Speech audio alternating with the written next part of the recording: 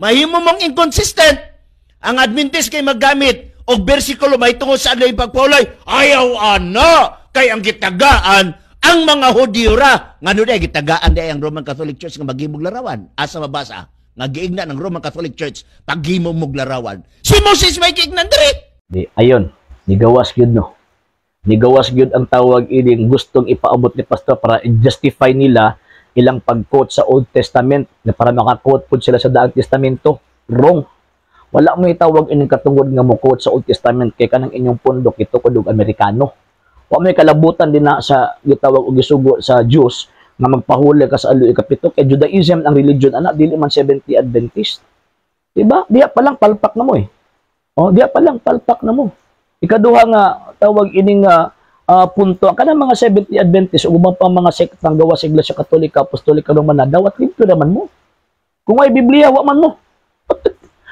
Di mo mabuto og tawag ining walay Biblia. Tungod sa gitaog Biblia nang buto mo, buot ipasabot anak mo sa Biblia. Kaya kung wala pa Biblia, wa mo mga pundok ka, pero mas nauna ang iglesyang gitukod ni Kristo kaysa gitawag og Biblia. Na naman kay siya na responsable nagpagawas ni anang maong gitawag og Biblia mo na kamo sa tinuod lang wa may katungod. Ha? Wala may authority kumbaga. Wala may authority to interpret the scripture. Tinuod nga naa nang tawag ining balaang kasulatan pero gisandig, gisalig ang pagsabot. May tungod sa balaang kasulatan ang pagguard o pagsabot ni ana sa iglesyang gitukod ni Kristo kay ang Espiritu Santo wa man gipadala para sa inyo. Ang Espiritu Santo gipadala para man sa iyang iglesia. Ephesians chapter 3 verse 10. So wala na ilain. So ay maglabot-labot, luya bagud ninyo. Di ba? Luoy kayo mo nga maglabot-labot mo mga butang wa mo ilabot. Di ba? Bisa nila unsa na ninyo justify.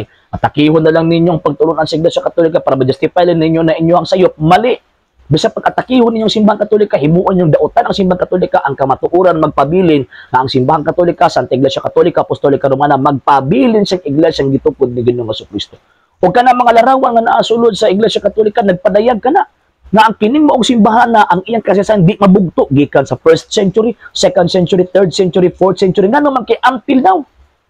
Until now. Nag-exist ka ng maong iglesia og paatras sa panahon sa mga tao nga gihimuan og libutong larawan sa gitawag og simbahang Katolika.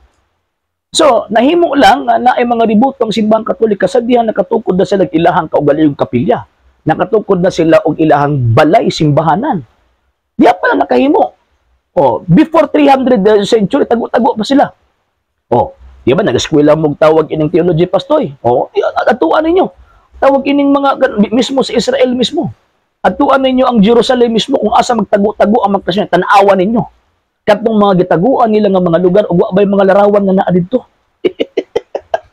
So buti pasabot ka ng inyong pundok sa 70 Adventist kay wa mo may mga ributo, wa mo may gitawag og mga larawan peke na. Oh. Ya, uy, na di may ributo di gihimo day. Katong bronze nga naong katong ributo sa inyong foundress. Dili sa Kristo. Looya, mo na kamo mga tawag ining mga membro anang gitog pundoka, hinay-hinay na mo panghawa diha. Nga naman kay instead of mutuo mo kang Kristo dito may noon mutuos mga Amerikano.